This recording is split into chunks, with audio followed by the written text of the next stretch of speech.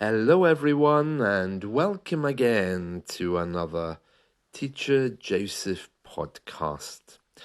Today is National Coffee Day. It's a day to celebrate all things related to coffee. As you know, here in the UK, historically, we were always tea drinkers. So coffee has been creeping up on us for many years, and now we have coffee shops in every corner. But unlike the Latin world, the Mediterranean, and the Arab world, we don't really have many small independent coffee shops. We have big ones like Starbucks. We have a few other chains around. The problem with those is they want a lot of money to have a coffee. It'll cost you somewhere between £5 and £10 to get a decent coffee. When I was a little boy, we used to have tea rooms, which were the same kind of thing, except it was tea. They're long since gone, although tourists may discover a few of those on the streets of London. They still have a few tea rooms just for tourists. But these days, we're on to coffee.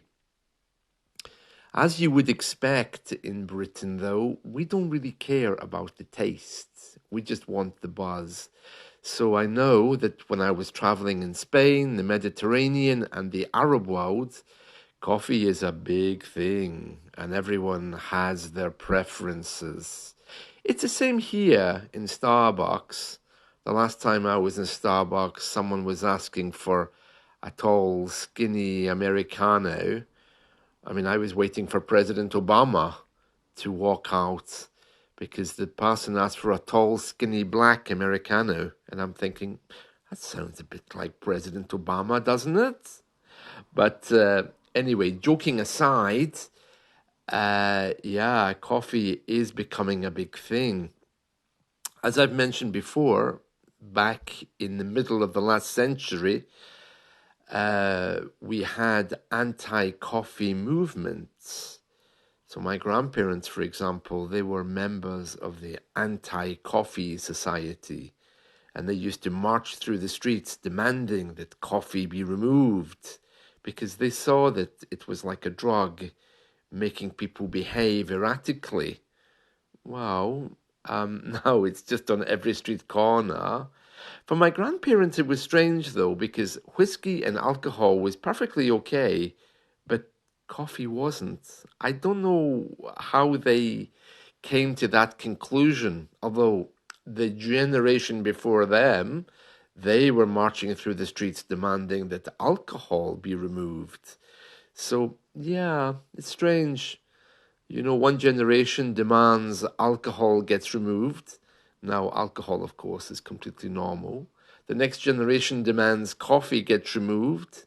And now, of course, coffee is completely normal. Although, having said that, we still have a few churches here which don't allow coffee.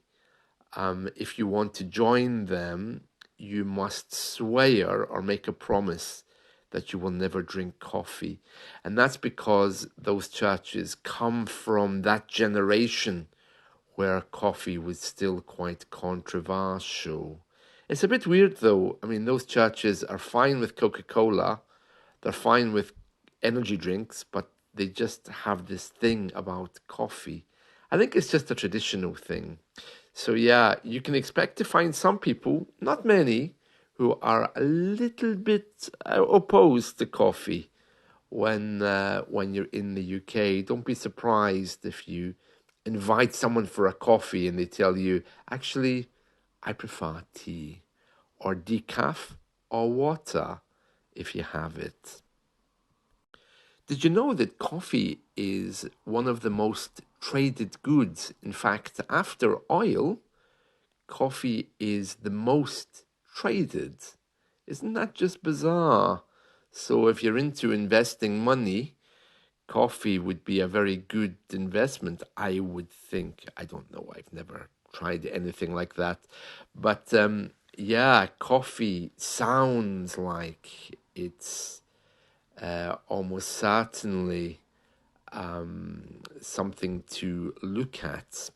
Well, we have loads of idioms about coffee. One of the most popular ones is you look like you could use a coffee. That means either you look like you need to relax, you look a little bit stressed. It could even mean you look a little bit drunk. As you can imagine, that idiom is very popular in America. We don't really have so many idioms about coffee because it was never really our thing historically. But you look like you could use a coffee is one of them. Another idiom which is quite popular here is wake up and smell the coffee. Although some people say wake up and smell the toast. And that simply means get with the program, look at what's happening, become aware of what's around you. So if someone is not listening at a meeting and then they ask later, what's happening? I didn't hear that at the meeting. Someone will say, wake up and smell the coffee. You were at the meeting, It's like you were asleep. So wake up and smell the coffee means become aware. Become aware. I think the last time I used that was with someone who was having relationship problems, and I was trying to tell them, look, you need to sit down and talk to your partner about what's happening. Just tell him to wake up and smell the coffee, for goodness sake, because his behavior is not acceptable. So that's another way you could use it. There's many of them. I suppose another really common one is whether you're a coffee person or a tea person. You might say to someone, would you like a cup of coffee? And the person will say, no, I'm not really a coffee person. I'm more of a tea person. It means I drink tea more. And we use this person thing in other ways as well, not just with coffee and tea. It just means the type of person you are. I'm not a coffee type of person. I'm not a tea type of person. Some people, they might say, oh, I'm not a morning person. And that means that, I'm in a bad mood in the morning for a few hours. For me, I'm not an evening person. Oh, no. I know that, again, in the Mediterranean and in the Latin world, as well as the Arab world, they often, eat at 10 p.m. and stay up till 1 a.m. talking. Oh, no, I'm not an evening person at all. I'm much more of a morning person. So that's a good example. So vocabulary about coffee, well, there's loads, and I think they're kind of cross-cultural because it's very common terms, which I'm sure you have in your culture as well. The man who gives you the coffee is called a barista. I'm sure you knew that one. About coffee machines, those are those electric machines that can make your coffee. British people don't really care about taste, as you know. We don't really celebrate food, so nobody here really cares about what the coffee tastes like. We care more about the effects. So there's different machines to make the coffee. There's the French filter with a plunger. That's the thing you push down on the top. A plunger, by the way, is also the thing that you use to clear your sink. It looks like a kind of rubber bell, and you bang it down on the sink and you pull it up to try to pull up all of the waste that's down there. But in this case, a coffee plunger is you push down the metal bar, which is attached to a ring, and it mixes the coffee in the glass. I guess it's called the glass jar. Yeah, and there's all kinds of coffee makers depending on your taste, of course. To describe coffee, you can talk about the acidity. Some people, who are coffee aficionados, they love to talk about coffee for hours. I'm surprised that anything ever gets done in the Mediterranean because they can talk for hours about coffee. as well as the usual terms like Americano and aroma, which means smell and these things.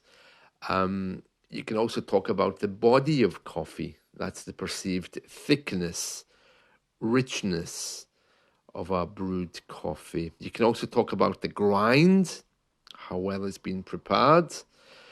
Of course, there's the café au lait. I know that's French, but we say it here as well, which is combining coffee with frothed milk. Honestly, it wasn't until I got married that suddenly I entered this whole world of coffee. I mean, I had no idea that there's actually places which are preferred based on their coffee. Some of the conversations of Spanish people here, it's amazing, absolutely amazing. I mean, they can discuss coffee for hours, where has the best coffee. In fact, I'm becoming a bit like that as well. I drink decaf coffee, decaffeinated, but yeah, I was in an italki lesson a few days ago, and I said to the person, I was at the hospital last night. And they said, really? Are you okay? I said, yeah, it's just the coffee's better there than the other coffee shops. So they were a bit surprised. But yeah, I'm getting a bit like that. Now I know the difference between a cortado, a latte, and a dark roast decaffeinated Dupio. But that comes from hard experience. When you move with people who love coffee, you get to learn everything. Isn't it strange, different nationalities? When I was younger, I spent a lot of time with Indian people, and that really improved my photography skills because Indians love photography and Latin people love coffee. So they all contribute to our life skills, the cultures that we move in. Of course, there's fair trade coffee, which is coffee purchased from farmers at a fair price, because there's a lot of corruption in the coffee industry, the same as everywhere else. Yeah, did you know that green coffee is a term used for unroasted coffee beans? Interesting, isn't it? And I'm sure you all know what a macchiato is. It's an espresso stained or topped off with a small quantity of hot frothed milk. And I can actually hear a few of you kind of listening intently, with a lot of attention, attentively, I should say, waiting for me to say something wrong because, yeah, coffee is a very sensitive issue, for some people. Well, anyway, I hope you've enjoyed this. That's it from me. Enjoy your coffee today, whatever kind it is.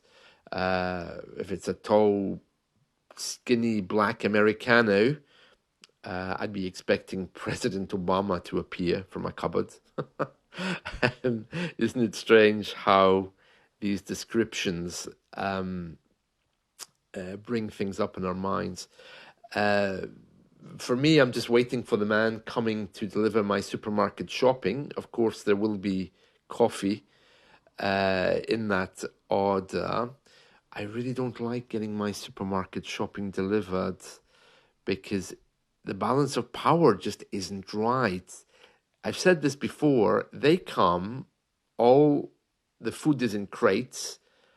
I have to be on the floor unpacking it into bags while the man who delivers it does nothing. Doesn't that just sound wrong?